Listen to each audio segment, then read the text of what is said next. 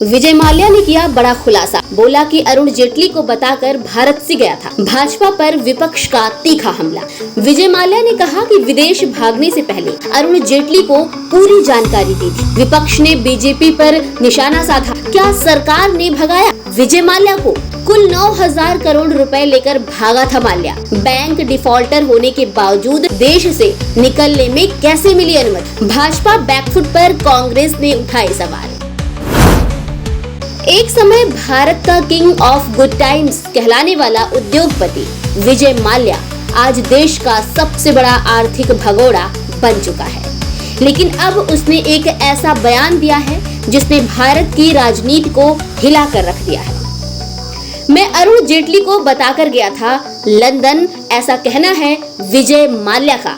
ये विजय माल्या का दावा है। विजय माल्या ने अपने एक बयान में कहा है कि वो जब भारत छोड़ने वाला था उससे पहले उसने तत्कालीन वित्त मंत्री अरुण जेटली से मुलाकात की थी और उन्हें अपनी योजना के बारे में बताया था।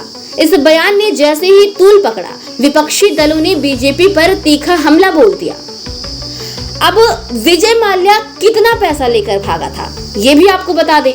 विजय माल्या पर भारत के कई बैंकों से लगभग 9,000 करोड़ रुपए का लोन लेकर धोखाधड़ी और मनी लॉन्ड्रिंग का आरोप है। उसने किंगफिशर एयरलाइंस के नाम पर बैंकों से ऋण लिया और उसे कभी चुकाया ही नहीं। विजय माल्या फिलहाल लंदन यानी कि यूके में है और भारत सरकार लगातार उसके प्रत्यर्पण की कोशिश कर रही है। ब्रिटेन की अदालतों में कानूनी लड़ाई जारी है, लेकिन अभी तक उसे भारत नहीं लाया जा सका। इस पूरे मामले में बड़ा सवाल ये उठता है कि जब उसके खिलाफ लुकआउट नोटिस था, जब वो डिफॉल्टर घोषित हो चुका था, तब भी उसे देश छोड़ने की अनुमति आखिर मिली कैसे? यहाँ माल्या का ये बयान महत्वपूर्ण हो जाता है कि उसने अरुण जेटली को इस बात की जानकारी दी थी। अगर ये बात सच है तो इसका मतलब क्या सरकार को उसकी भागने की योजना पता थी? विपक्ष खासकर कांग्रेस ने इसे लेकर भाजपा पर हमला तेज कर दिया है। कांग्रेस अध्यक्ष ने पूछा कि क्या भाजपा सरकार ने जानबूझकर माल्या को भगाया? क्या ये एक सोची समझी साजिश थी? भाजपा ने इन आरोपों को खारिज करते हुए कहा कि माल्या संसद में वित्त मंत्री से टकराया था और ये बिना बुलाए की मुलाकात थी, जैसे कि बिन बुलाए मेहमान। पार्टी ने दावा किया कि सरकार ने माल्या के खिलाफ सभी कानूनी कार्रवाई की और उसकी संपत्तियां जब्त की गई। वहीं विजय माल्या का ये बयान सिर्फ एक भगोड़े का बयान नहीं है, ये सरकार की कार्यप्रणाली पर सवाल भी उठाता है। क्या एक ताकतवर बिजनेसमैन राजनीतिक संबंधों के बल पर कानून से बच निकला? ये मामला सिर्फ एक आर्थिक घोटाले तक सीमित नहीं रहा। अब ये भारत की लोकतांत्रिक जवाबदेही और पारदर्शिता की परीक्षा बन चुका है। 9,000 करोड़ लेकर भागा और कहा जेटली को बताया था। क्या विजय माल्या को भगाने में सरकार भी शामिल थी? वही बता दें कि विजय माल्या की तरह ही एक और बड़ा नाम सामने आया, ललित मोदी, जो कि आईपीएल के पूर्व कमिश्नर और मनी लॉन्ड्रिंग मामले में आरोपी है।